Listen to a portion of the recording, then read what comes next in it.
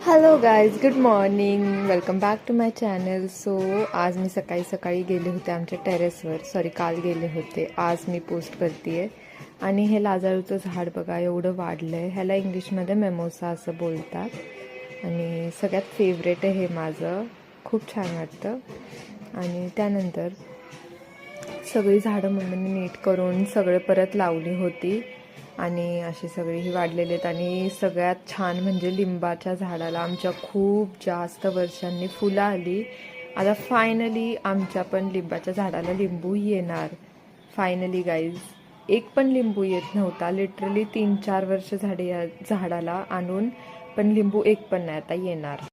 बाबूचे नखरे बघा. रोज तिकडे कोपऱ्यात जाऊन थांबतो आणि बोलतो गाडी घेऊन ये पुढे. आता मी जाते गाडी घेऊन स्कूलला. दुपारी कोरियन फेशियलसाठी मी बुकिंग केलं होतं येस मॅडमवरून. सो गाईज, हे होते माझे फायनल रिझल्ट.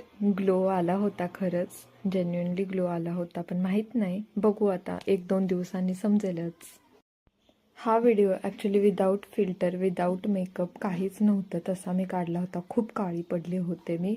आणि आता बघा, थोडंसं मध्ये फ्री टाईम भेटला म्हणून मी विचार केला की माझी सगळी ही कपडे जे पसारा पडला होता खूप डेंजर, तो आवरला. सगळं नीट फोल्ड करून ऑर्गनाईज करून ठेवलं होतं नीट. आणि आता हे हस्बंडचे कपडे आवरायचे, तिथे तर खूपच कचरा. सगळं काम झाल्यानंतर चिऊ आणि बाबू असे बसले होते माझ्याजवळ येऊन. दोघांची मस्ती काही थांबत नसती, सारखी मस्ती करत असतात दोघं. आणि आता गुड नाईट बोलायची वेळ आली. दोघांना बोलत होते बाय करा, पण कोणच करत नव्हतं. बाबूनी फायनली बाय केलं. आणि त्यानंतर चिऊ तर नुसती बघत होती.